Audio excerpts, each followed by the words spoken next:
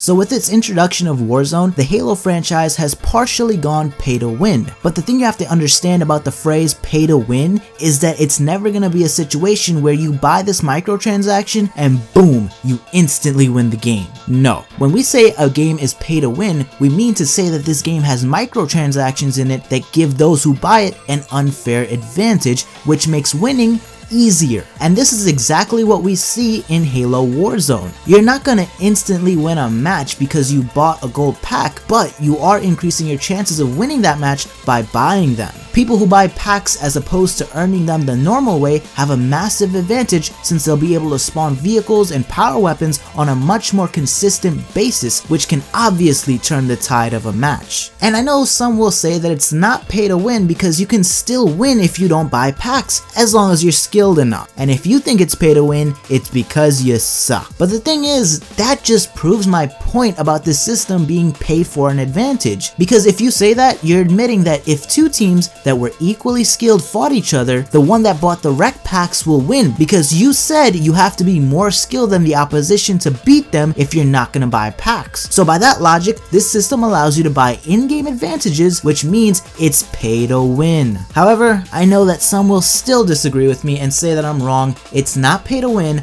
I'm just whining. But as gamers, I think there's one thing that we can all agree on, that this requisition system as a whole restricts the amount of fun we can have in game, because there's gonna be times where you can't use your favorite weapon or your favorite vehicle because you've run out of those cards. So your favorite part of the game may not be available until RNG says so, and if you're not buying packs, that could take a long time. The other problem with the requisition system is that people may choose to save their recs since they're very hard to come by. So if you're down, you tend to stay down unless you can regain map control against a team of players bombarding you with vehicles trying to get their kills in. When on the losing side of battle, you and your teammates may be reluctant to use your recs because there's a good chance your vehicle might get pooped on by the other vehicles and power weapons, which kills the fun, because a lot of the time a match can be decided very early on if one team gets ahead, because they'll be set up in their power positions with their recs ready to go and everything, and that will deter some of the opposing players from using their recs, which makes the match so much less competitive. Now, I don't want to make it sound like every Warzone match I get into is a landslide, because it's not.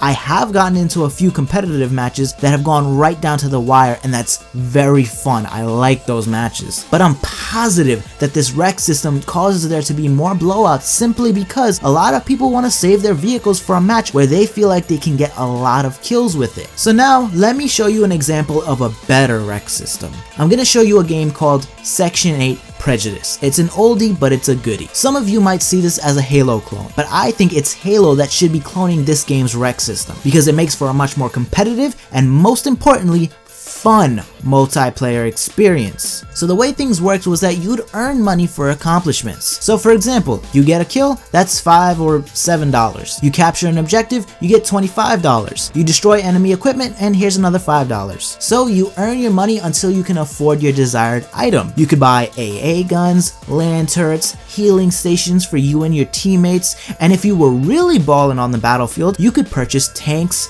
speeder bikes, mech suits, etc. There was no packs to buy to acquire recs. Everything was unlocked by default, and you earned money in-game similarly to how you unlock rec levels in Warzone. But this system didn't suffer from the same issues that Halo does, because people weren't afraid of wasting their money, because you lose all of your money at the end of the match anyways, so you might as well do everything you can to get the win. If you were down, you didn't just hide from the enemy vehicles and work on your KD by picking off noobs from a distance with your BR. No, you waved your money around and made it rain tanks, bikes, and mechs, and you went over there and you fought it out to the end against your enemies like it should be. Now the saddest part about all of this is that I like Halo multiplayer, so this rec system is a huge bummer for me. Now I know that because of this rec system, all of Halo's DLC is going to be free, and that's great, especially if you don't play Warzone, because then you don't have to worry about the rec system. You can just play normal multiplayer and you can get all the benefits anyways. But for me, I want to play Warzone. Warzone is a cool game mode. It does need some work besides the rec system, but I think it's a cool game mode, and I find it to be fun, you know,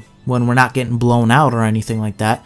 But these microtransactions definitely take a toll on the amount of fun we can have in the game. Because if you're not spending a copious amount of extra money, you can't really spawn in all the vehicles that these other dudes can spawn in, and it's just stupid, man. You know, I'm honestly getting tired of seeing all these cosmetic microtransactions because customization now becomes meaningless because you just buy it, you don't earn it anymore. But the thing is, in Halo, I think cosmetic microtransactions would have worked so much better for us, because then you wouldn't have to worry about these microtransactions having an effect on our gameplay experience. You know, people would just look different, and it'd be cool because then we get all of the DLC for free, which is great for a multiplayer game because you and your friends can all play on the DLC maps. I mean, back in Modern Warfare 2, when I used to play with my team, I bought all of the DLC for that game, but we never played any DLC maps because at least one person wouldn't buy DLC, so then of course everybody in the party can't play DLC maps, and you know, even if you guys did have the DLC, then you'd still suffer because connections would be kind of shitty because the game would be separating people off based on which DLCs they have and whatnot, and it's a complicated mess. And I think cosmetic microtransactions instead of this rec system would have been much better. It would have been much better for the players. It wouldn't have been as good for 343 because they wouldn't make as much money, obviously, because there's less of an incentive to purchase cosmetic items, whereas there's a huge incentive to buy rec packs. But like I said, I do still enjoy some parts of Halo's multiplayer, but I don't want to say much else, because if me and Halo were dating, I'd say that we had a good first date. You know, she's cute, she's got a decent personality, and yada yada yada, but who knows what skeleton she's got in the closet. Maybe she's got a huge penis, I don't know. But there's only one way to find out. I gotta get to know her better, and when I do go on a few more dates and spend some more time with her, I'll come back and give you guys the deets on the quality of Halo's genitalia. But until then, if you enjoyed the video, don't forget to smash that like button. If you're not feeling too shy, drop a comment down below. Let me know what you think about Halo's